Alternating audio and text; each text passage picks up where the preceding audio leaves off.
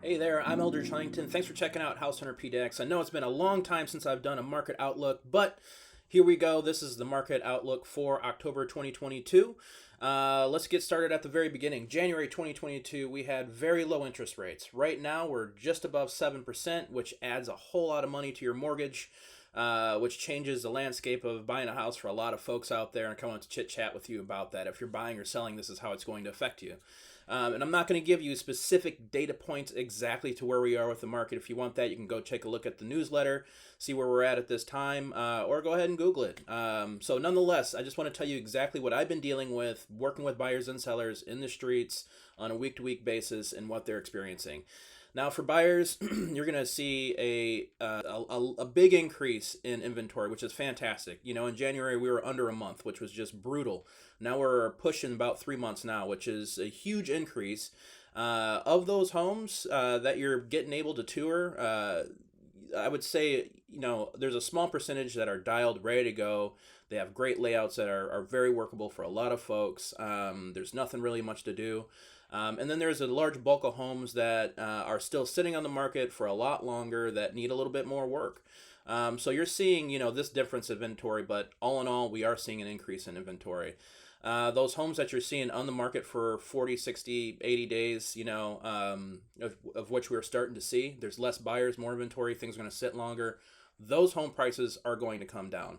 For now, those homes that are dialed, those are still competitive. You're still going to have to throw in something as far as, you know, restriction repairs or, you know, things of that nature. The things that we were using to compete in the market, you know, pre March 2022. So that's still happening. Now, for sellers, you need to keep that in mind. If your home isn't dialed, then you might be on the market for a lot longer than you really want to be. You might see a reduction in price. You might see somebody come and try to grab a deal. So you need to keep that in consideration. If you're not using your best effort to get that house dialed and on the market, then you just need to understand that there's a possibility you're going to be out there a lot longer than you want to be. So for sellers, you still got to get your house dialed in. You got to make sure that regular maintenance is being done. Things are painted. You know, the function and flow are working as well as they can. If that means staging the home in order to show how well that does function, then you need to consider that still. You know, I think that as these rates go up and the affordability, you know, when we're at 3%, now we're at 7% or above, you know, that could affect your mortgage by $1,000 or more.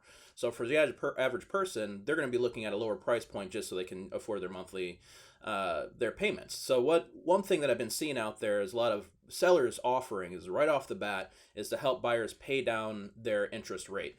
And so that has to be paid for by the seller. So what I've been seeing is sellers offer 10,000, 5, 8,000, what have you, towards the buyer's buy down rate, and that's really been effective. So if you're a seller, you know, consider that as well as an option to entice buyers to come to your listing, take a look, and hopefully write an offer. You know, it is pretty crazy out there. Things are going to be consistently moving towards the direction of cooling this housing market down. It was red hot. We need to cool it down. We need to make homes more affordable for more folks, and this is how they're planning on doing it. So if you have questions, please feel free to reach out. I want to have a conversation with you about it. There's a lot moving, and I definitely know that I can help you figure out a way to buy or sell your home in Portland, Oregon.